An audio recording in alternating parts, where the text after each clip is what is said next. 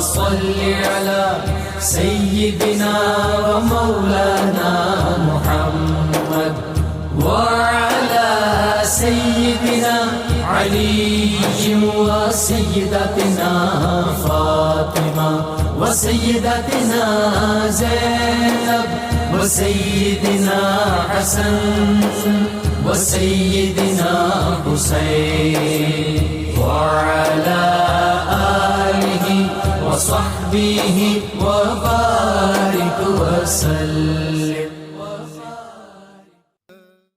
حضرت سید عبد الرحمن المعروف بابا حاجی ملنگ رحمۃ اللہ علیہ. آپ کا نام سید عبد الرحمن لقب بابا ملنگ حاجی ملنگ جو آپ کو اپنے شیخ طریقت حضرت قاسم منیری المداری سے حاصل ہوئے. بابا حاجی ملنگ رحمۃ اللہ علیہ کی ولادت 1001 ہجری میں ہوئی اور آپ کا وطن حضرموت یمن ہے اور آپ کے والد بزرگوار کا اسم گرامی سید عبد الرحیم ہے. یہ یمن کے ججد علماء میں شمار کیے جاتے تھے. آپ نہایت صاحب تقوی اور درویشانہ روشن کے حامل تھے. آپ کپڑوں کی تجارت فرماتے تھے اور یہی آپ کا ذریعہ معاش تھا. بابا حاجی ملنگ رحمۃ اللہ علیہ کی ابتدائی تعلیم آپ کے والد بزرگوار کی سرپرستی میں ہوئی اور اعلیٰ تعلیم یمن کے مشاہیر علماء فضلاء سے حاصل کی. 1040 ہجری میں مغربی ہندوستان کا وہ حصہ جو کوکن ممبئی کے نام سے مشہور ہے اس کی حالت بد سے بدتر تھی. ایک ظالم راجہ کی اس وقت حکومت تھی جو بہت بڑا جادوگر تھا اور عوام پر وحشیانہ سلوک روا دوا رکھتا تھا. غرض یہی وہ دور تھا جب عبد الرحمن بن سید عبد الرحیم یمنی المعروف بابا حاجی ملنگ رحمۃ اللہ علیہ اپنے پیر و مرشد حضرت قاسم منیری المداری رحمۃ اللہ علیہ سے بیعت و خلافت کی بے بہا نعمت حاصل کر کے انہی کی ہدایت کے مطابق سرزمین مکن پور سے یہاں تشریف فرما ہوئے. بیان کیا جاتا ہے کہ حضرت حاجی ملنگ کو شہرت بالکل پسند نہ تھی، اس لیے بقدر ضرورت روزی حاصل کرنے کے بعد تنہائی میں بیٹھ کر ذکر الہی میں مشغول رہتے تھے. والد ماجد اور والدہ ماجدہ کی وفات کے بعد ان کا دل یمن سے دوچار ہو گیا اور آپ نے وطن عزیز کو خیر آباد کہنے کی ٹھان لی. اہل یمن کو جب یہ معلوم ہوا تو انہوں نے آپ کو روکنے کی بہت کوشش کی. اس وقت یمن میں حضرت شیخ حبیب رحمۃ اللہ علیہ نہایت صاحب علم بزرگ شاہی مدرسہ کے مدرس اور رشتے میں حاجی ملنگ کے ماموں رکھتے تھے. جب انہیں معلوم ہوا کہ حاجی ملنگ یمن کو چھوڑنے والے ہیں تو انہیں تلاش کرتے ہوئے ایک غار کے نزدیک پہنچے. حضرت شیخ حبیب رحمۃ اللہ علیہ نے آپ کو ہدایت فرماتے ہوئے فرمایا کہ تم وطن چھوڑنے کا جو ارادہ رکھتے ہو اچھا ہے، بخوشی جاؤ، جہاں جاؤ نیک اور صاحب علم فضل لوگوں کی صحبت اختیار کرو. اور کئی بے بہا نعمتیں عطا کر کے اور کچھ نصیحتیں کر کے حضرت شیخ حبیب رحمۃ اللہ علیہ وہاں سے واپس ہو گئے. علوم ظاہری سے فراغت حاصل کرنے کے بعد جب تحصیل علوم باطنی کے شوق نے روحانی تشنگی میں اضافہ کیا تو آپ حصول فیوز و برکات کے لیے وطن عزیز کو خیر آباد کہہ کر مکہ معظمہ پہنچے. فریضہ حج ادا کیا، پھر مدینہ منورہ میں روضہ نبی اکرم صلی اللہ علیہ وسلم پر حاضری دی. وہاں آپ کو حکم مصطفیٰ ہوا کہ اے عبد الرحمن ہندوستان جاؤ اور دربار قطب المدار میں حاضر ہو، وہیں تمہاری روحانیت کو جلا کر نصیب ہوگی. یہ اشارہ پاتے ہی آپ عدن تشریف لائے اور بری و بحری صعوبتیں برداشت کرتے ہوئے وارد ہندوستان ہوئے اور تلاش مرشد کامل سرزمین مکن پور میں رونق افروز ہوئے.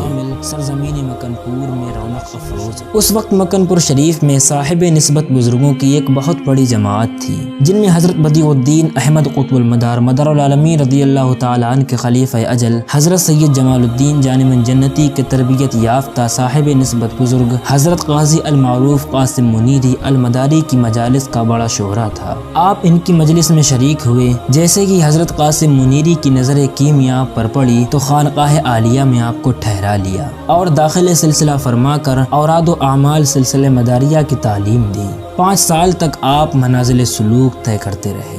بابا حاجی ملنگ رحمۃ اللہ علیہ اپنے پیر و مرشد حضرت قاسم منیری المداری رحمۃ اللہ علیہ سے اجازت پانے کے بعد اپنے 2 پیر بھائیوں حضرت بختاور شاہ و حضرت سلطان شاہ المداری کو ساتھ لے کر سرزمین دکن میں تشریف لائے. متعدد مقام پر قیام فرماتے ہوئے جہاں سے بھی گزرے اپنے فیوز و باطنی سے خلق خدا کو فیضیاب فرماتے رہے، یہاں تک کہ ہزاروں مشرکین و بے دین لوگوں کے سر حقانیت اسلام کے آگے جھکتے چلے گئے. حضرت دلاور شاہ رحمۃ اللہ علیہ فرماتے ہیں کہ جس کو دینی و دنیاوی مراد حاصل کرنی ہو وہ ولی کامل شیخ حضرت بابا حاجی ملنگ رحمۃ اللہ علیہ جن کا آستانہ ممبئی میں ہے ان کے پاس حاضر ہو، ان سے استمداد و دعا کی خواہش کرے، وہ اپنے مقاصد میں یقیناً کامیاب ہوگا۔ حضرت بابا حاجی ملنگ رحمۃ اللہ علیہ کا مزار اقدس کلیان ممبئی کے ایک پہاڑ کے دامن میں مرجع خلائق ہے۔ آپ کے زمانے میں پہاڑ کے نچلے حصے میں جو لوگ رہتے تھے شریف النفس اور کٹر قسم کے لٹیرے اور جادوگر تھے۔ یہ حضرت کو دیکھتے ہی ان کے مخالف ہو گئے، یہاں تک کہ سحر سامری سے ان کو مرغوب کرنے کی کوششیں کی، مگر آپ پر کسی قسم کا کوئی اثر نہ ہوا اور آپ ان کے سامنے دعوت اسلام پیش کرتے رہے۔ اسی پہاڑ کے نزدیک جو دریا کا کنارہ ہے آپ وہیں پر جلوہ افروز تھے اور ذکر الہی کر رہے تھے کہ اچانک ایک ناش دریا میں تیرتی ہوئی آئی، آپ کے سامنے سے گزری، جسے آپ نے پکڑ لیا اور زمین پر رکھ کر اپنا دست مبارک ناش پر قب میں اذن اللہ کہتے ہوئے رکھا۔ اس ناش پر دست مبارک کا رکھنا ہی تھا کہ اس ناش نے آنکھیں کھول دی۔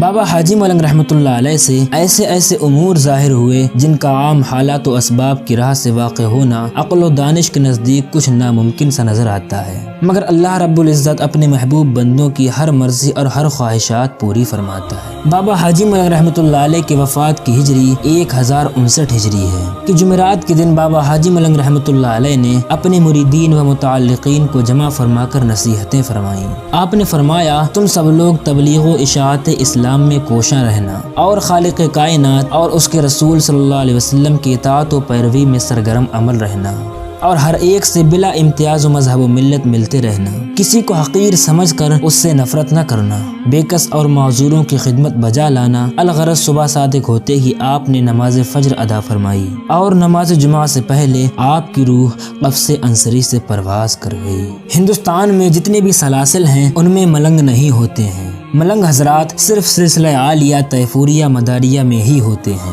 یہ وہ حضرات ہیں جو باحکم مرشد مجردانہ زندگی گزار کر عبادت و ریاضت میں مشغول رہتے ہیں اور اپنی سیرت مطہرہ سے تبلیغ اسلام کے گراں بہا خدمات انجام دیتے ہیں اور مخلوق خدا کو اپنے فیوز باطنی سے مالا مال کرتے ہیں۔ ملنگ حضرات اصحاب صفہ رضی اللہ تعالی عنہ کی سنت پر عمل پیرا ہوتے ہیں۔ جس طرح اکثر اصحاب صفہ نے شادی نہیں فرمائی اور ہر دم محب دیدار رسالت صلی اللہ علیہ وسلم رہ کر حیات مبارکہ کے لمحات گزارے اور اس کو عبادت سمجھتے رہے، اسی طرح ملنگ حضرات بھی نہنگ و مجرور رہ کر علائق دنیا سے خود کو ملوث نہیں کرتے۔ یہ حضرات ہر وقت مشاہدہ جمال ذات کرتے رہتے ہیں، محب در محب ہو کر مقصود حقیقی تک رسائی کرنے کے لیے متمنی رہتے ہیں۔ ان حضرات کے پاس وقت ہی کہاں ہوتا ہے کہ دنیا کے جھمیلوں میں پھنسے رہیں، اسی لیے دیکھا گیا ہے کہ اکثر یہ حضرات آبادی سے بہت دور پہاڑوں کی بلندیوں پر کسی ویرانے میں گوشہ نشین ہو کر عبادت و ریاضت میں مشغول رہتے ہیں۔